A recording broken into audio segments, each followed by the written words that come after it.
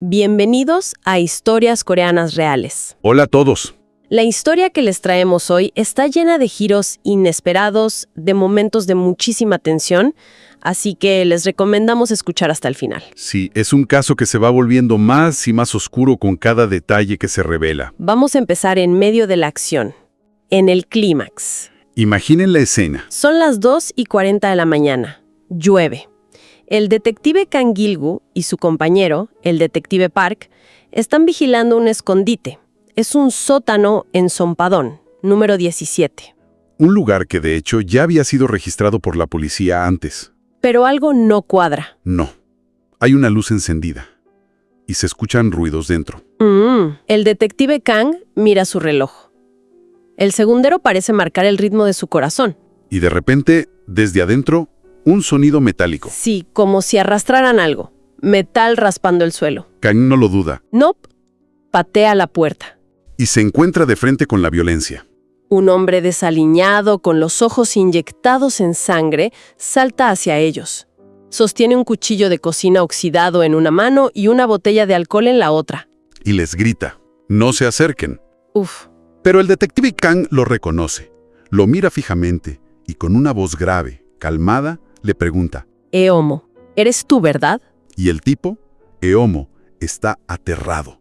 Su mano tiembla. Con voz ronca. Dije que si se acercan los apuñalo. Pero el detective Kang ve el miedo en sus ojos, ve el temblor. Da un paso adelante.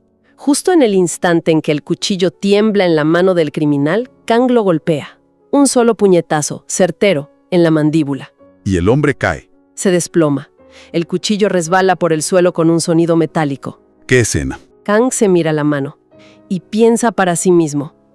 Me salpicó sangre. Pero lo más importante viene ahora. Sí, el criminal, tirado en el suelo, entre jadeos, revela algo que lo cambia todo. Una pieza de información crucial. Con voz débil y entrecortada. Detective, atraparme a mí. No termina nada. ¿A qué se refiere? Con voz débil.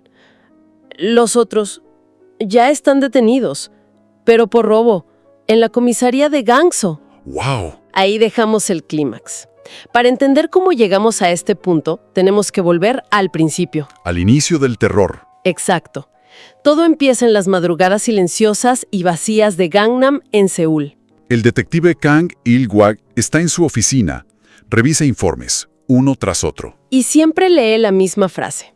Víctima, mujer, secuestrada mientras volvía a casa sola. Un patrón que se repite. Describe el secuestro más reciente, Do Bok-dong.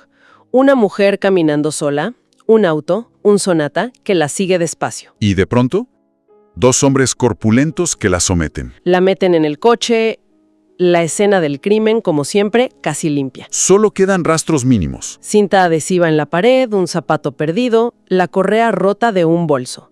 Al principio, pues, parecía solo una serie de robos violentos. Pero había un detalle.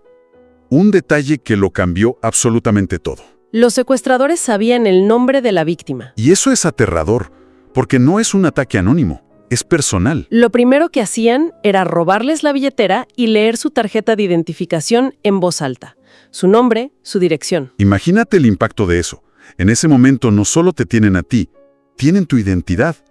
La amenaza ya no es solo en ese sótano. No, ahora la amenaza llega hasta la puerta de tu casa. Y eso se refleja en los testimonios.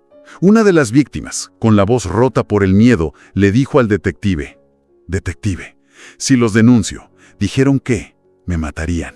Saben dónde viven. Claro, es una herramienta de control perfecta. Transforma el crimen en una amenaza que nunca termina. Por eso tantas no denunciaban. El silencio era la norma.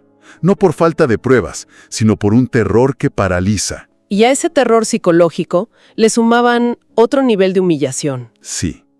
Las llevaban a un sótano, frío, con olor a moho, a cigarrillo. Y ahí les tomaban fotos, desnudas. El sonido del obturador de la cámara es algo que aparece una y otra vez en las declaraciones de las víctimas. Es un trauma recurrente. Una de ellas contó. Ellos se reían. Cuando lloré parecieron disfrutarlo más. Y me tomaron fotos, me quitaron la ropa y me llamaron por mi nombre. Es que eso no tiene nada que ver con el dinero. Para nada. Es poder. Es despojar a la víctima de toda su dignidad. Y crear otra arma para el chantaje. Las fotos son la garantía de su silencio. El detective lo anota en su libreta. No solo roban dinero, roban su existencia. Hay una pregunta que una de las víctimas le hace al detective antes de irse de la comisaría, que es desgarradora. Detective, ¿cree que mis fotos las habrán borrado? ¿Qué pregunta, no? ¿El miedo que queda? Un miedo que no se va. Y mientras tanto, los informes seguían llegando. Y las historias eran idénticas. Secuestro de madrugada, 2 autos negros, un Sonata y un New Grander que se iban turnando. Siempre los ojos vendados, atadas con cinta adhesiva. Hasta que llegó el testimonio de la tercera víctima que se atrevió a denunciar, la señora Seong. Y su historia fue un punto de inflexión. Absolutamente, porque a ella la secuestraron 2 veces. Increíble. Y la segunda vez vio algo. Ella le dijo al detective. Detective, me volvieron a secuestrar. Allí, vi a otra mujer. Estábamos en la misma habitación. Una bomba para la investigación. Claro, confirmó 2 cosas fundamentales. Primero, que era un solo grupo, con un método consistente. Y segundo, lo más importante, Que tenían un escondite fijo, un lugar donde retenían a varias víctimas. con esa información, finalmente pudieron localizar el sótano, el de Sonpagú, el mismo de la escena inicial. Pero aún así, la policía se enfrentaba a ese muro de silencio. El miedo que estos tipos habían sembrado funcionaba muy bien. Demasiado bien. Se convoca una reunión de emergencia en la unidad de crímenes violentos de Gagna. Me imagino la tensión en esa sala. ¿Sí? Incluso un detective más joven intenta aligerar el ambiente, bromeando. Jefe, esto no es una película. ¿Quién hace estas cosas hoy en día? Pero el detective Kang no se ríe. No. Mira las fotos de las víctimas en la mesa. Y dice, con una voz muy grave, son demasiadas.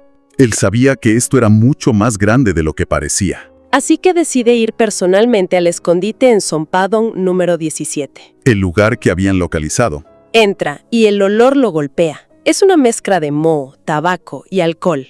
Pero con algo más. Sí, un hedor a metal, a sangre. Describe la escena. Marcas de cadenas en la pared, restos de cinta adhesiva pegados por todas partes, polvo de maquillaje de mujer en el suelo, un trozo de un espejo roto. Y entonces encuentra la prueba definitiva. Una foto de los 4 hombres sonriendo, con los 2 autos negros, el Sonata y el Grandeur, de fondo. Al contrario, le dice a su compañero, no usaban este lugar como un escondite, lo usaban como su casa. ¡Qué escalofriante! Sentían total impunidad. Kang sale de ese sótano con una certeza y piensa para sí mismo. ¿Qué piensa? Este olor no va a desaparecer de mis sueños por un tiempo. Y así volvemos al principio, a la captura de Heimo en ese mismo sótano. Exacto. Lo llevan al centro de detención de Seúl para interrogarlo. Y su actitud es sorprendente. Totalmente cínica. Le dice al detective casi con una sonrisa. Con voz cínica. No empezamos siendo así.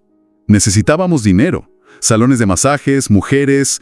Solo queríamos vivir bien por un tiempo. Vivir bien. Qué forma de verlo. Es increíble.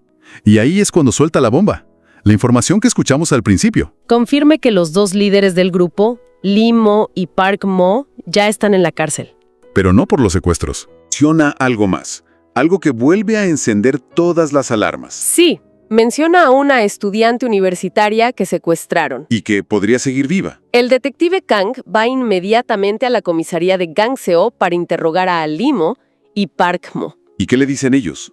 ¿Lo admiten? Al principio, Lee Mo se muestra arrogante, intenta negarlo todo. Detective, el robo y el secuestro son cosas diferentes. Solo robamos bolsos, nada más. Pero Kang lo presiona. Le pregunta, ¿y qué hay del dinero que sacaron con las tarjetas de crédito de las víctimas? Y la respuesta de Limo es la que resume toda su mentalidad. Eso es dinero, no una persona. Terrible. La cosificación total de la víctima. Para él, la persona a la que aterrorizó era solo un cajero automático, un medio para un fin. Es una disociación moral completa. Kang sigue presionando, pregunta por la estudiante desaparecida, y ahí Park Mo, el otro, se quiebra. Ella estaba viva. La dejamos en un almacén abandonado al sur de Seúl.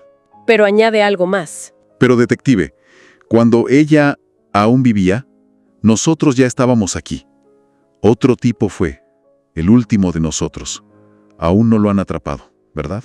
Y revelan el nombre del cuarto miembro, Shinzi. Así que la cacería no ha terminado. Hay uno libre y una víctima que podría estar viva. La investigación se convierte en una carrera contra el tiempo.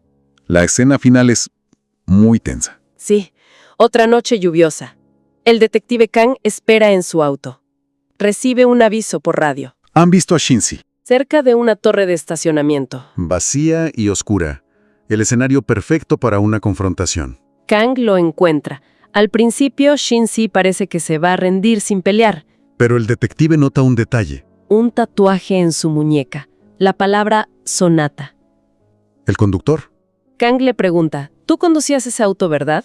Y la respuesta de Shinzi es puro cinismo. Sonríe y dice, sí, detective, ¿acaso hay algo en este mundo aparte del dinero? Es la misma filosofía vacía de los demás. De repente, Shinzi intenta huir. Ataca al detective con un tubo de metal que había escondido. Pero Kang es más rápido. Lo somete y lo arresta. Se acabó. El último miembro está capturado. Pero mientras lo esposa, Shinzi dice algo. Una última frase, refiriéndose a la estudiante desaparecida. Una frase que hiela la sangre. Estar viva, para ella, sería un dolor aún mayor. Uf, Esa frase es la clave de todo. totalmente. No es una burla.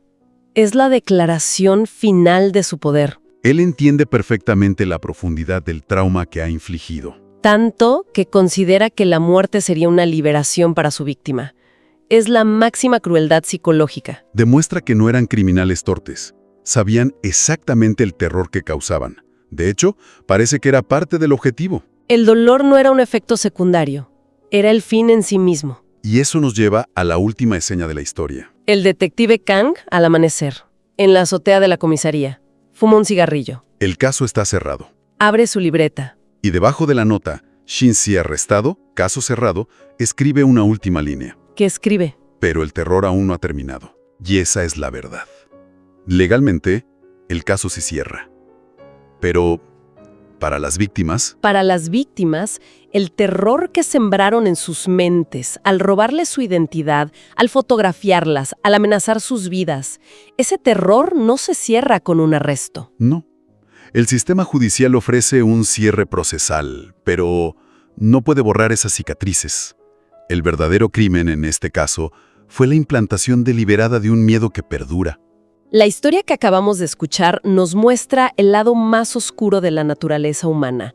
No se trata solo de los actos, sino de la escalofriante indiferencia de los criminales. Esa frase final, estar viva sería un dolor aún mayor, revela una crueldad que va más allá de la violencia física. Nos recuerda que, aunque los culpables sean capturados y el caso se dé por cerrado, el trauma y el miedo de las víctimas perduran. Como escribió el detective en su libreta, a veces el verdadero terror no termina con un arresto.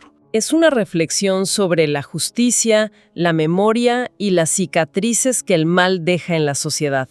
Unas cicatrices que muchas veces son invisibles. Esto fue Historias Coreanas Reales. Suscríbanse y denle me gusta. Si tienen una historia que quieran compartir, pueden enviarla al correo electrónico que se encuentra en la descripción y la presentaremos en nuestro canal.